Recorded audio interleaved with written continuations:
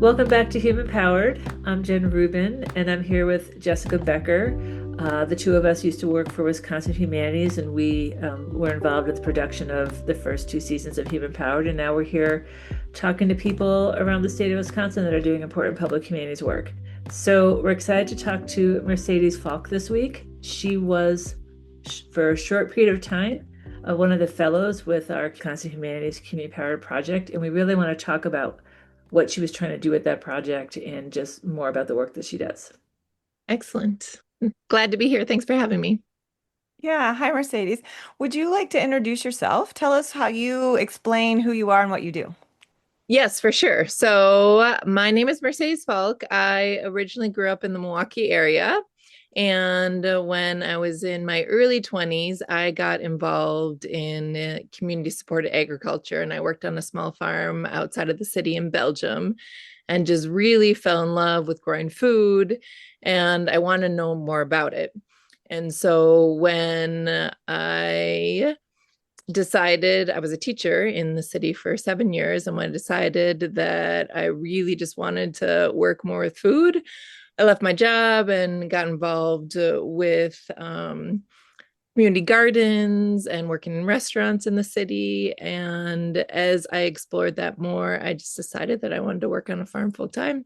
And so in 2014, I found an internship in Western Wisconsin and worked at a small farm called Suncrest Gardens. And I thought I was just going to be out here for a season, but I am still out in Western Wisconsin 11, 12 years later and at the same farm. And it's kind of like my fun job where I get to work with soil and do all that stuff. But in the meantime, as I got to know my neighbors around here, I learned about all of the folks from Mexico and other Latin American countries that are working on our dairy farms. And one of my neighbors, John Rosenau, helped found an organization called Puentes Bridges, which seeks to increase culture understanding between dairy farmers and their employees from Mexico. And they were looking for someone to take over the organization because the original founder was retiring. And so that kind of fell into my lap, and I've been able to create a life out here where I get to work with my hands and with people side by side. That's a great introduction. And yeah, I think all of us have been at that moment where like, wait a minute, I want more time outside with something that I really care about. So what a beautiful story. Um, in your application to become a Wisconsin Humanities Fellow, you mentioned how important it is for people to get the chance to hear stories about other people's lives and circumstances and to better understand things different from their own life and circumstance. So I'm curious how you came to that place. Can you tell us maybe a story from your own childhood or when you first remember meeting someone who was not from your hometown? Yeah, so I've always been curious about others, and I cannot tell you where that came from, but I just remember as a young high school student driving across the city of Milwaukee and driving through different neighborhoods. I kind of lamented in my head, like, gosh, it's so kind of not a shame isn't the right word, but sad that we don't get to like intermix with our different neighborhoods very much. And I just wanted to know more about people. And we had some service opportunities in high school where I got to know folks from different neighborhoods. And I also went to Gonzaga University out in Washington State. And through learning about Catholic social teaching and just liberation theology and everyone throughout the world, like I wanted to know more. So I did a 2-year volunteer program called Jesuit Volunteers in Belize, and I lived in a small town in the south part of Belize called Punta Gorda. There was only 4,000 people, but about 7 different ethnic groups lived in that same town, and I learned so much. And I learned different ways of thinking. I learned about slowing down, and I just really expanded my mind. And they have this expression in the program where you're ruined for life. And it's kind of true because you just can't go about your day to day life without wanting to understand more about different people in the world and how we all have to get our needs met. Yeah, when I think back to like my experience at that age, I feel like there's something about that age where your mind's just a little bit more open and you're just sort of looking to figure out what sort of jives with your worldview or willing to alter your worldview. So like what a great time in your life to then come back here. And then because I think, when I also was looking through your application, Chris, you shared with us for the fellowship, and you talk so much about how storytelling and really into other people's stories, like how that, is just so important both for you, but also for our communities. So Yeah, I've been really fortunate to be able to not only get to know farmers and like how difficult, that can be to have that for your whole entire lifestyle or your whole entire life and like kind of carrying the legacy of many generations on your shoulders. And then also farm workers who are doing something very similar in leaving their homelands and doing whatever they can to provide a better life for their kids so that they can get an education and have stable housing and worry more about just putting food on the table. Yeah, I was looking at the Puentes website a little bit, and I was struck by just that top sort of message about what Puentes is. Maybe you can explain it a little more, but I was struck by this sentence: take them and they'll see, show them and they'll understand, share with them and they'll care. Do you want to tell us a little about what that means in Puentes' work? Yeah, so Sean Duvall came up with that saying she's the co-founder of our organization with John Rosenau. And she first took farmers to Mexico in 2001 and realized that as soon as they had the chance to share a meal with the families of their employees, everything transformed inside them and really opened up this whole door of forming stronger relationships with their employees across cultures and languages and all that kind of thing. So the fact that we can enter into the world of somebody else and kind of feel what it's like to be in a country that's not your own and maybe feel out of place. And when we go to Mexico, we are welcomed so warmly with open arms from everyone that we meet. And it's like this really humbling experience because it makes us think like, how are people received when they come to this country? Do they get that same warm welcome? yeah, I think when I first read that was reading through, hearing who was getting these community powered fellows and your name came up in Bridges, I was like, oh, so my husband did that in 2014. I think he said it was Sean who did it. Oh, So he works for Extension. And okay. so he went down with, I think they went to Veracruz. He was with one or two farmers, and it was going to the communities where the employers of the farmer lived and then having meals with their family. And I remember at the time, Matt coming back and just being like really excited about just sort of just the energy in that room and how moving it was for everybody. It was moving for the family to see like, well, this is the person who employs my child, and this person seems like a decent person, and then for the farmer to sort of see the rich family connection, and this is where some of the money's going back to. Like it was just yeah, I just remember him coming back and being it was one of the coolest things he had been a part of. What a beautiful story and a small world. Yeah, yeah. It feels like I will say now once I started doing statewide work around Wisconsin, I've been surprised all the time at all the connections I have to people in different parts of the state where I wouldn't have thought I do. But so I know I've heard you talk about how, storytelling is really important. And if anyone listens to this podcast regularly, you're going to hear Jessica and I say that often. But so if you're going into communities and talking to folks, like, is there a time that you like saw how people hearing someone's story really kind of resonated with them? There's just lots of different stories I could go into that I think are powerful. Like when we go around and do talks in different small communities, usually church groups that are really wanting to provide welcoming communities.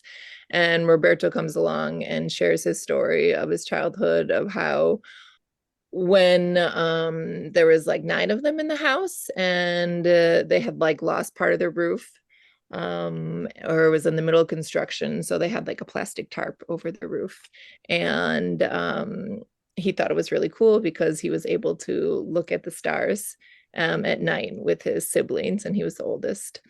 But there was one night that there was a hailstorm and they got completely soaked. The roof got torn down, and their mom had to bring them all into a corner of the house, and he saw like the sadness in his mother's eyes. And he said in the morning when he woke up, he looked at his mom, and he said, when I grow up, I'm going to build you a house. And he's been able to do that. And I think when people can make those connections and see that we all have similar stories, and it doesn't matter where we come from, what our socioeconomic status is, or the color of our skin, we all want the same things for ourselves and our families, and to be able to dream. That's a really nice story. I have a question. So we know that you were able to do a few of the community powered trainings before the NEH funding was kind of abruptly cut, and you had applied to become a fellow. There was a huge application pool. Over 80 people applied. You were selected to be a fellow, and were able to take part in a few of these trainings. Um, is there anything that you learned in those trainings that was kind of an aha, like, wow, I wish everyone in my community knew about this? Is there something that you, yeah, that you came out of it with? Yeah, I think the story circles was really powerful. When Jen taught us how to tell a powerful story, um, just like connecting with other people throughout the state that have like really similar work and similar personal missions, that they really want to make sure that everyone in their community has their voices heard. So I think that was like the most powerful part of the fellowship experience, because there was folks from the east part of the state, a woman that was a couple hours north of me, and just hearing what they're doing in their communities, whether it's in their classrooms or with their children's program, and trying to kind of like expand those connections there. I just thought that that was like really powerful, and kind of lament a little bit the fact that we didn't get to solidify those connections more.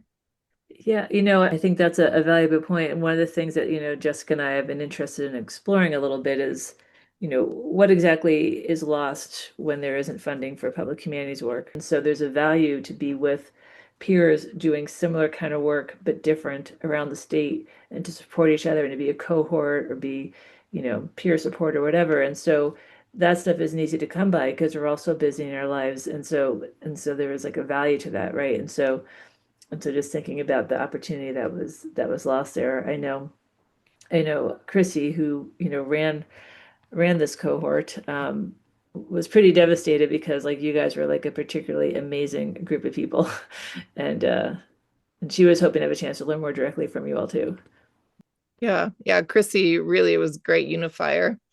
Showed up no matter what was going on in her life, even through all of the loss of funding, and continued to be a positive force through it all. It's good to hear. Are there any things that you do see happening in your rural community, good things that are going on that you would love to be able to amplify and celebrate, and really that, again, you sort of wish more people knew about? What are some of the amazing things that you're seeing happening? I see a lot of folks with our current political climate, and knowing that the work that I do, they're coming out to me and saying, what can I do to support? Like they want to make sure that everyone that's here feels welcome, and that farm workers in particular can feel that like love and support, that there are so many people around us that really value what they are contributing, not only to our communities and our agricultural sector, but also to their families. And that immigration story is so powerful in our country, and is going to continue to be something. And so when people can kind of connect like our current immigration stories with some past immigration stories. That's really powerful. We did a community circle last week in Alma, and there were just 12 of us there, but all of the attendees were talking about their ancestors, why they came over here, what they were able to do, and the challenges that they had. And one person commented how I think they came from Ireland. How they wrote a letter back home and it said, you have to make sure you are really prepared when you come to America because no one is going to help you. You got to figure it all out on your own. And that kind of resonate with some folks because, sometimes that's what's happening here. But I think the desire to want to connect to others is really, really strong. And I think that we can continue to make that happen if we are just brave enough to keep telling our stories and other people's stories. That's a nice sentiment. Thank you. Yeah. You've created a good space for both the folks that are working there, but also the people who want to support them. So, that kind of infrastructure and investment is important. Mm-hmm. Yeah, and it takes time and patience. John and Sean worked for 15, 20 years before I came into the picture. And it's been about 7 or 8 years since I've been around, and we're still building relationships and just have to keep plugging away. It's all about the relationships.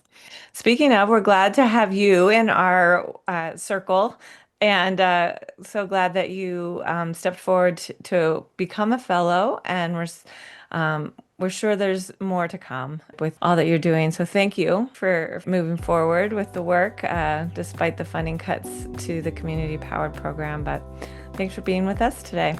It was great to be able to chat with you, and hopefully we will meet again in the future.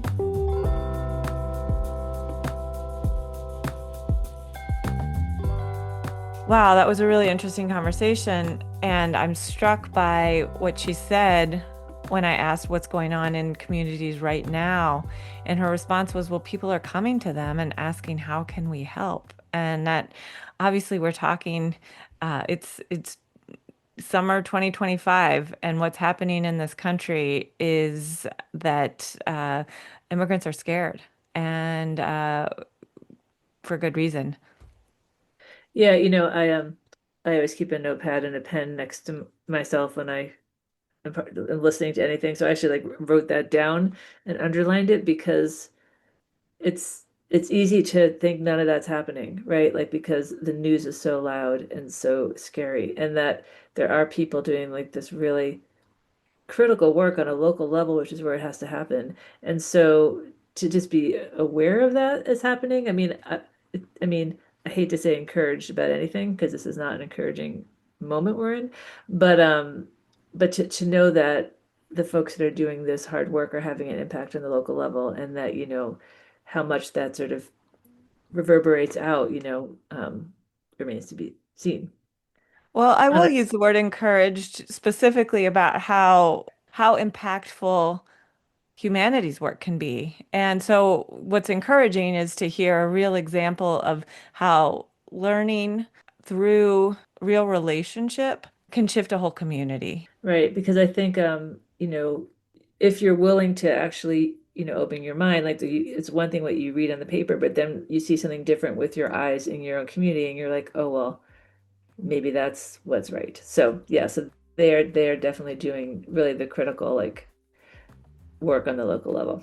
Bridge building. Puentes, yeah. Bridge building. There we go. Yeah. Well, thanks for listening. Thanks for being here, everybody. Yep. Thanks to Chrissy for doing the editing work of this episode and all our episodes. And we'll be back in 2 weeks.